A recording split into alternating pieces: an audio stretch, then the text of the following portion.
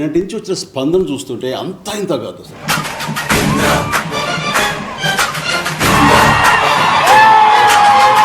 ఇదేదో first release లాగా ఉంది.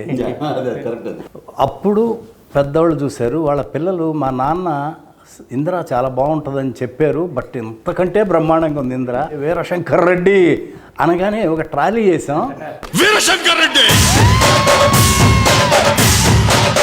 ఆ రికార్డింగ్ అసలు మనకు ఒళ్ళు దళదరిస్తుంది, అట్లా ఉంటుంది. అప్పుడు ఒకే కదాని పీకేస్తే పీక కోస్తాం. ఎక్స్ట్రాడినరీగా చెప్పారు. అంటే అలాంటి స్పేసెస్ కానీ నువ్వు ఊహించకపోతే అది ఇచ్చేవారు కాదు, ఆ స్పేస్ ఇవ్వకపోతే ఆయన కొట్టేవాడు కాదు. ఈ రోజున మాట్లాడుకునేవాళ్ళం కూడా.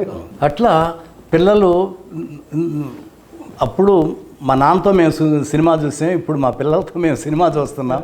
ఎవరో అన్నారు, నువ్వు ఇదివరకు నాన్న వాళ్ళ పర్మిషన్ తీసుకుని అమ్మ నాన్న పర్మిషన్ తీసుకుని వెళ్ళామండి, ఈ రోజున అమ్మ నాన్నలు పోయి మా పిల్లలు తీసుకుని వెళ్తాం నువ్వు అని. ఒక చిన్నపిల్ల అయితే సినిమా చూడలేదంట, వాళ్ళ నాన్న వేసే డ్యాన్స్ చూస్తున్నారు థియేటర్లో. ఇదే నాన్నకి ఏం పోయే కానీ వచ్చిందమ్మా ఇలా డ్యాన్స్ చేస్తాడు, మోకాళ్ళు ఒకట్లేదు, దాయి దాయి దమ్మకి వీర స్టెప్ ఏంటో చెప్పేసి.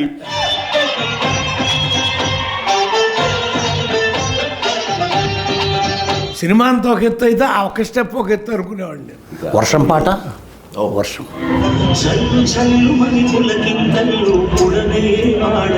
ప్రతి క్లాసులోనూ ప్రతి ఒక్కడు నిన్న సీసాలు పట్టుకెళ్ళారు, వర్షం పడతా థియేటర్లో సార్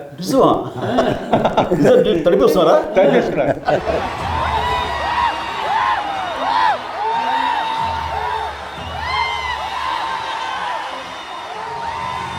ముఖ్యంగా ఆ జడతో నా మనసు కాయ జడ లేదు అనే ఎక్స్ప్రెషన్ ఇస్తూ ఆ మూమెంట్ చేస్తూ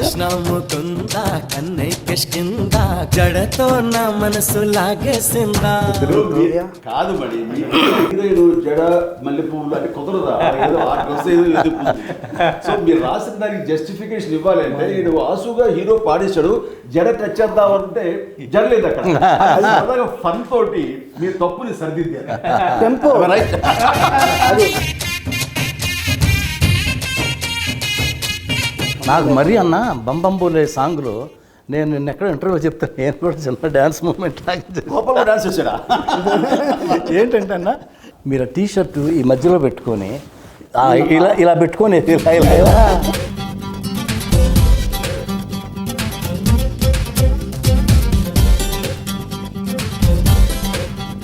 ఆ బంబంబోలే మాత్రం అది జీవితాన్ని జన్మకి ఒక పాట అంటారు, అలాంటిది నాకు ఆ రిథమ్. ఈ మధ్య విశ్వంబర్కి మేము బెంగళూరు వెళ్ళాం కంపోజ్కి కీరవాణి గారితో.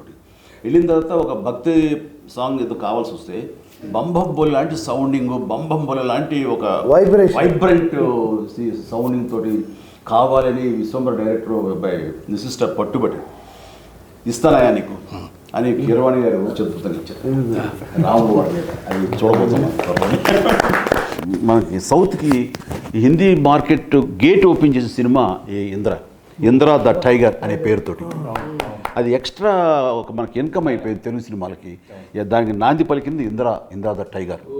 కథ, మాటలు, పాటలు, దర్శకత్వం ఈ నాలుగింటికి 4 మార్కులు ఇస్తామండి సినిమాకి. కానీ ఈ మీ దగ్గరికి వచ్చేసరికి ఇవి మేము సగం అయితే మాకు సగం అంతే అంతే. మీ గురించి ఒక మాట చెప్తా. మీరు ఖైదీ సినిమాలో వస్తుంటారు బ్రిడ్జి మీద, ఎక్కడికి వెళ్తూనే ఉంటాడు అంటే కోటిపల్లి ఓహో అని వెళ్ళిపోతుంటాడు. కానీ మీరు షిఫ్ట్ అవుతారు, ఏంటి కొండపల్లి ఎక్కడికి వెళ్తున్నాడు అంటే మనసు మార్చుకున్నాం. అలా మీరు ఇండస్ట్రీకి నటుడిగా వచ్చారు, కానీ మనసు మార్చుకుని మహానటుడు అయ్యారు. ఈ సినిమాలో మెగాస్టార్ చిరంజీవి గారు హీరోనే కాదు, మేము ఫస్ట్ స్టోరీ డిస్కషన్ అయిన తర్వాత ఇంకా ఎందుకు కరెక్ట్గా రావట్లేదని దత్తు గారు నేను అన్న మీరు రావాలి, మీరు కూర్చోవాలి. అప్పుడు కానీ పెద్ద అబ్బాయి కుదురుగా కూర్చోడు అంటే 4 రోజులు ఆయన వచ్చి, ఆయనకు అవసరం లేదు డైలాగ్, సీన్ బై సీన్ అనుకుంటా మొత్తం ఫుల్ స్క్రిప్ట్ రెడీ చేసుకున్నాం. జగదేవి వీరు అతను సుందరి నుంచి ఆయన చేసి సినిమా అన్నింటిలో నన్ను కూర్చోబెట్టాడు. అందరూ 2.5 months కూర్చున్నారు ఆయన జగదేవి సుందరికి మద్రాసులో. రాఘేంద్ర వారిని 5 రోజులు మిస్ అయ్యాడు, కానీ 2.5 months ఆయన తపన ఇది ఎంత ఎక్స్ట్రాడినరీగా ఉంటుందో. ఫైనల్ ఇప్పుడు లెంగ్త్ ప్రాబ్లం వచ్చింది, మేము ఫస్ట్ కాపీ చూసాం. 3 hours 20 minutes వచ్చింది, 25 minutes తగ్గించాలన్న ఇది 18 నిమిషాలు 20 నిమిషాలు లేపు అవుతారు. ఇప్పుడు మేమంతా అనుకున్నాం మిమ్మల్ని ముందు కూర్చోబెట్టి మేము ఎవరో ఏం మాట్లాడకూడదు అని పర్ఫెక్ట్గా ఆ లెంగ్త్ ఇన్పుట్స్ అన్నది ఎవరు ఏమి ఇస్తారో తెలియదు, ఎలాంటి సహకారం లభిస్తుందో తెలియదు. ఒక బ్రెయిన్కి 2 బ్రెయిన్లు గొప్పవి, 2కు 3 బ్రెయిన్లు ఎప్పుడు గొప్పవి. అది నమ్మినటువంటి మనిషి గొప్ప. వెల్కమ్ చేయాలి, అందరికి ఇన్పుట్స్ తీసుకోవాలి, అప్పుడే ఇలాంటి మంచి మంచి సినిమాలు వస్తాయి. ఫస్ట్ ఆఫ్ ఆల్ ఇది ఈగోలు అనేది ఉండకూడదు. ఆఖరికి అల్టిమేట్గా సినిమా హిట్ అయితే ఎవరి పేరు వస్తుంది? ఇందిరా అంటే బి గోపాలే. డైరెక్టర్కి ఏంటండి సంగీత జ్ఞానం, సాహిత్య జ్ఞానం, లోకతో పాటు లోక జ్ఞానం కూడా ఉన్నారండి. Common sense. Common sense. First పెద్ద ఎపిసోడ్ లక్నోలో పెట్టుకున్నాం. షౌకత్ అలీ ఖాన్ కొడతా ఉండేది, కట్టేసి కొడతా ఉంటే అక్కడ ఒరిజినల్గా అక్కడ డైలాగ్ దెబ్బలు తిని కామ్గా వెళ్ళిపోతారు, డైలాగ్ లేదు అక్కడ.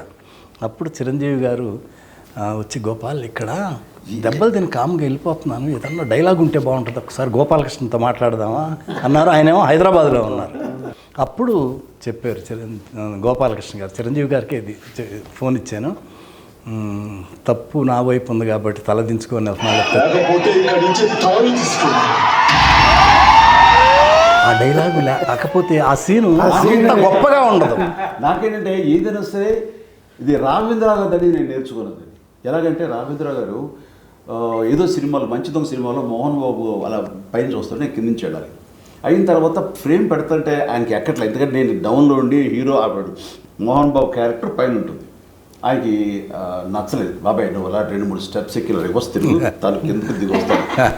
ఎందుకు అట్లా ఇల్లాజికల్గా ఉంటుంది కదంటే, బాబాయ్ నా హీరో ఎప్పుడు టాప్, హీరోది పై చేయిగా ఉండాలి, తగ్గడానికి వీలేదు. ఓ జనం అది ఎక్స్పెక్ట్ చేస్తారా, మాస్ అలా ఉంటుందని నేను అక్కడ ఒక లెసన్ నేర్చుకున్నాను. చిరంజీవి గారి ఎంత తపన పడిపోతారో మా టెక్నీషియన్స్ చూసుకోవటం కూడా అంత బ్రహ్మాండంగా చూసుకుంటాం. చిరంజీవి గారు, సొనాలి బింద్రే వీళ్ళందరూ పెళ్ళి విలన్ ఇంటికి వస్తారు తాంబూలాలు తీసుకొని. ఆ సీన్ ఏదో కరెక్ట్గా రావట్లా.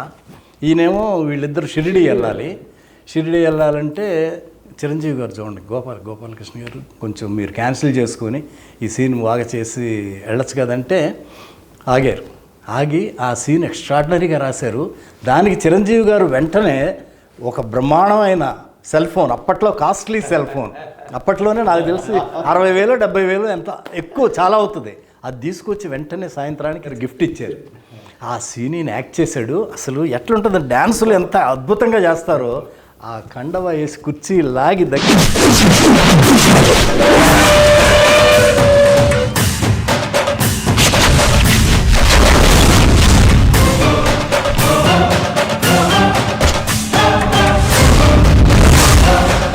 సింహాసనం మీద కూర్చునే అర్హత అక్కడ ఆ ఇంద్రుడిది, ఇక్కడ ఈ ఇంద్రసేనుడు. ఎంత బ్రహ్మాండంగా చెప్పారు ఆ డైలాగ్. ఆ సీన్ అన్నా నేను మిడ్ నైట్ 12ంటికి ఇప్పుడు ఎడిటింగ్ చేశాను. దత్తు గారు ఒక ఉండగా వచ్చారు, 12 o'clock వచ్చారు. చూపెట్టి గోపాల్ ఎక్స్ట్రాడినరీగా ఉంది, గోపాల్ బ్రహ్మాండంగా ఉంది ఈ సీను అని వెంటనే 12:30కి చిరంజీవి గారికి ఫోన్ చేశారు.